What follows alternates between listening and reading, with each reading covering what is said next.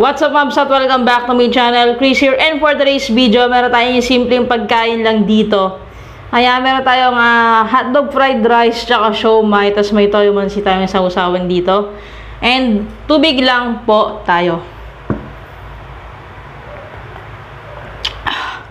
Actually, meron pa dapat to, kaya lang dahil may video kay kahapon, hindi ako tumuloy mag-film. Nakain ko siya. Ito na lang natira. Dito yung tirahin natin. Ayoko na lumabas. Ayan. Yung mga veggies na nandito is nung nag-ano ko, pork chop kasi ako na may yung only rice, only gravy, only soup.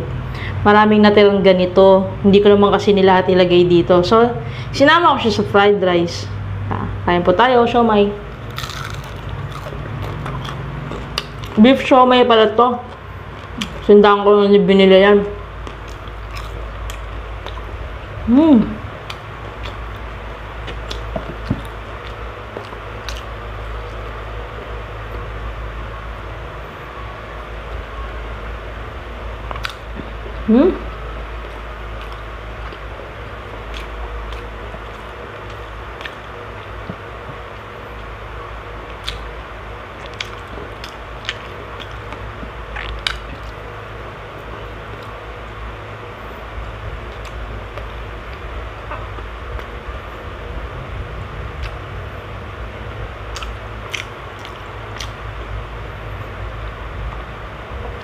Itong hotdog na to,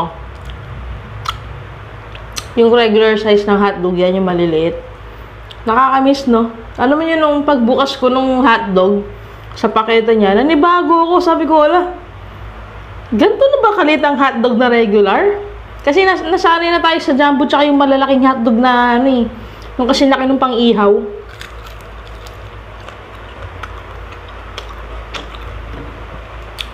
Nanibago ko, tas at the same time, bigla ko na-miss yung kabataan ko. Yung pag nagluluto si mama ng hotdog, pag hotdog lang ang almusal, tigda dalawa. Tapos, sinangag. Bilang yan. Tapos, kapag meron tuyo, ang bata kami, hindi naman kami masyado nagtutuyo. Ayaw namin. Pero pag malaki ka na, hanapin mo yung tuyo. Ayun nga. Isang hotdog, isang tuyo. Tapos yung itlog, hahatiin.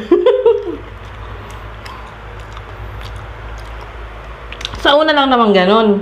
Tapos kapag naubos mo na yun, tsaka yung kanin, doon ka lang pwedeng umulit. Kasi ayaw nila nung takaw mata nung si daddy tsaka si mama, ayaw nila nung takaw mata. Yung marami kang kukuha nun sa plato tapos hindi mo naman kakainin.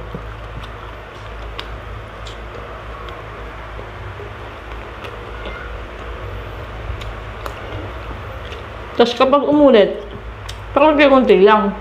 Hindi pwedeng biglain ng marami din.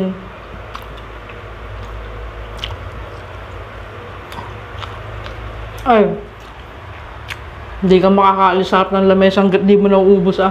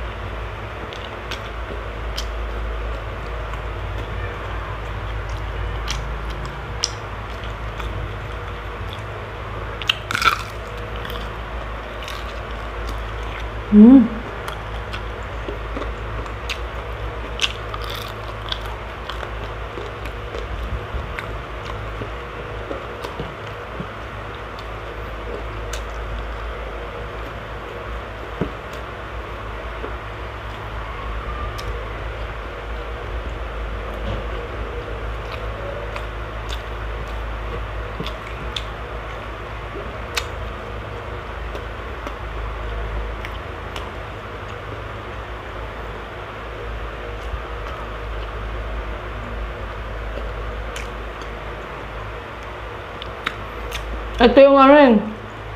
Green peas na matigas. Meron daw malambot eh.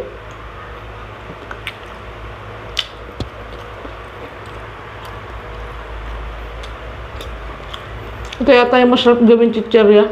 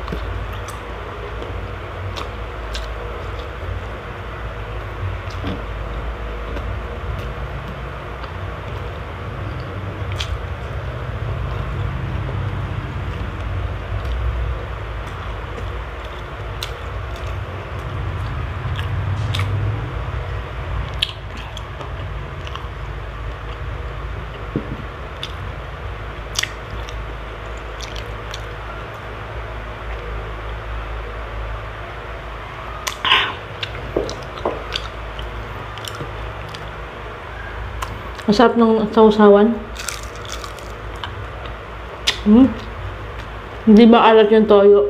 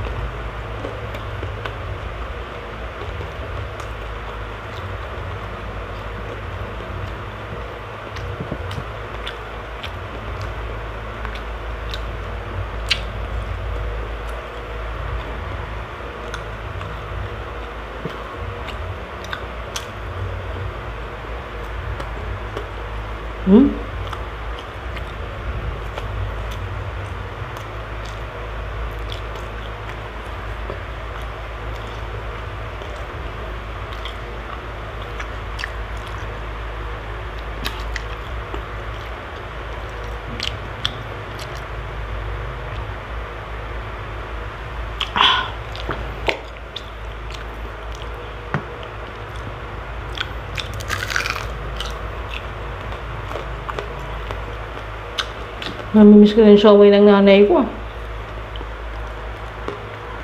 Papagawa nga akong siomay pag mahaba yung oras. Tagal kasi gawin yung pagbabalot nun eh. Yung pagtitimpla mabilis lang. Yung pagbabalot ang matagal.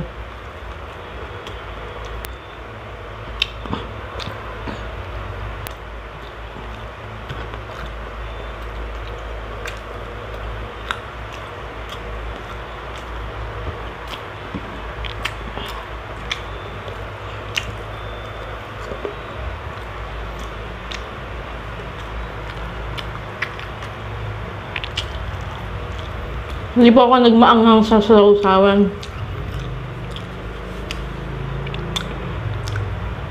Wala lang, ba't ba?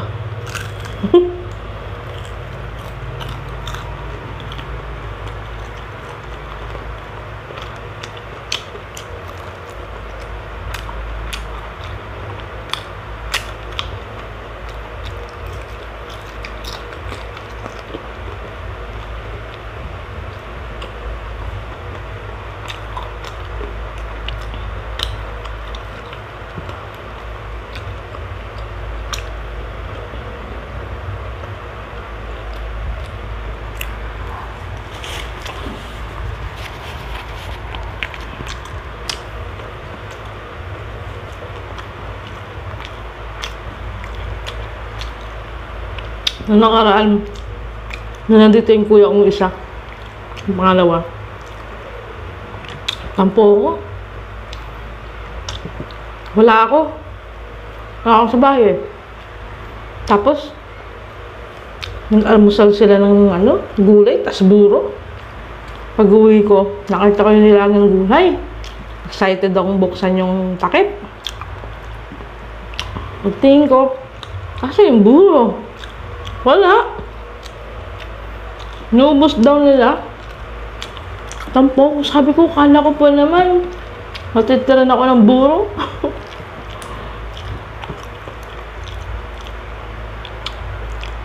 Tampo no? Yung kuya kong isa na yun, kapag dito, umuwi siya dito. Bago siya bumalik ng trabaho. Nagpapagawa ng buro yun.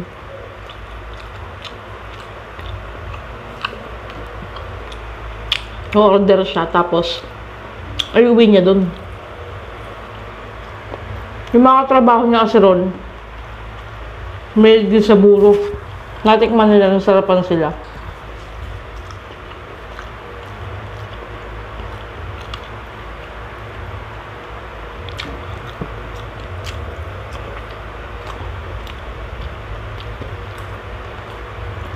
Bigat pa sa tiyan ng ganitong fried rice.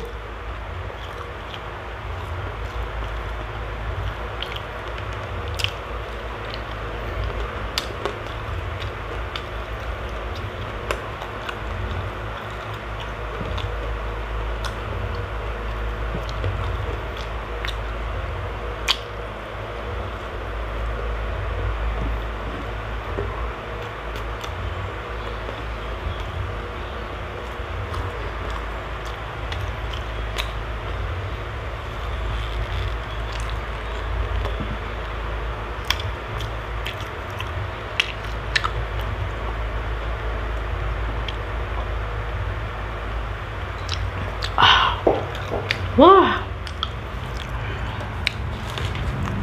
Kasi, kaya ako nagtampo. Siyempre, pinagawa yung buro na yun in-order. Yung kapag kasi ganun, hindi siya kagaya sa mga nabibili dito. Anytime pwede magburo. Pero, hindi kagaya dun sa mga nabibili dito na mga naka-plastic-plastic. Pag nag-order ka kasi, mas hindi yung tipid. Diba? Kaya mas masarap. Special ba, ganun?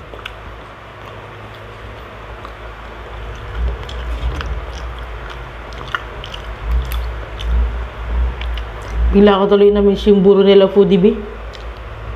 Nagbebenta sila ng buro, alam ko Tapos pwedeng through shipping.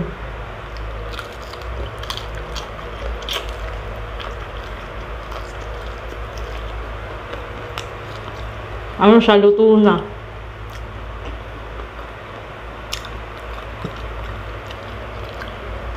Tapos nakalagay siya sa mga bote-bote.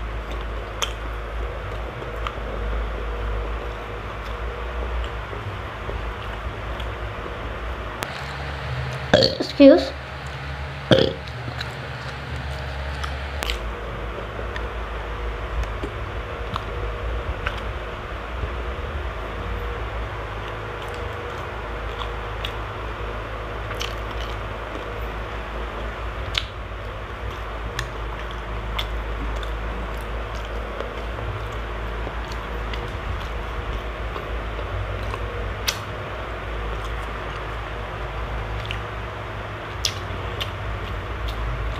Ang buro,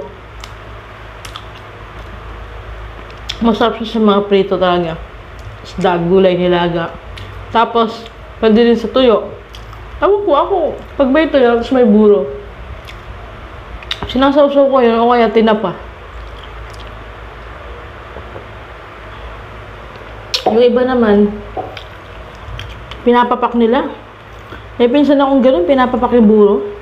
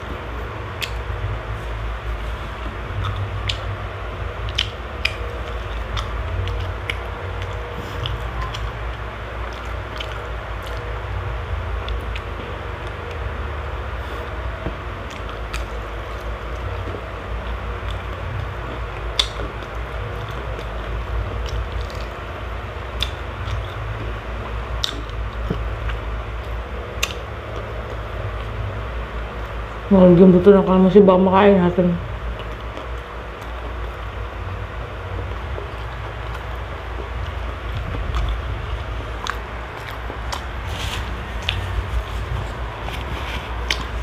Nung bata ako, meron akong pagka-uto-uto. Naalala ko buto ng kalamansi na to eh. Meron akong kalaro. Sabi niya, yung kalamansi daw, kinakain niya parang dalandan. Di ginawa ko, binalatan ko, parang dalandan. Ang pait ng balat, syempre. Kinagat ko eh. Hindi ko kasi siya mabutas ng ganon.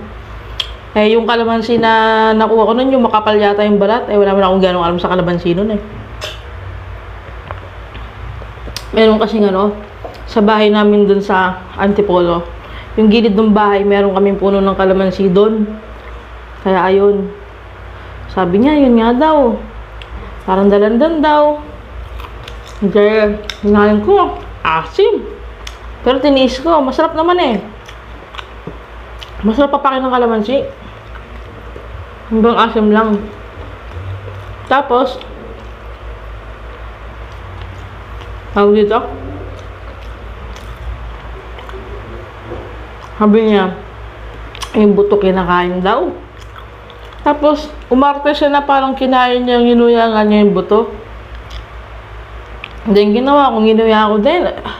Ay, na-imagine ko yung lasang pait. Hampas lupa yun.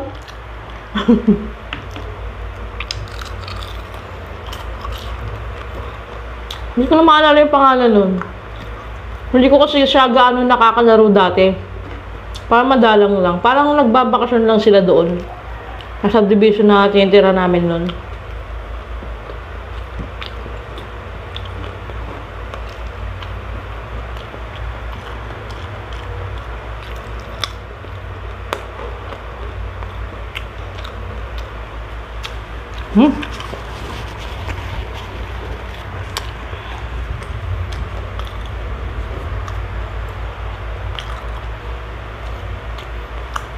Bigat. Bago yung siomay kasi maraming extender yan. Hindi siya yung siomay na homemade talaga eh.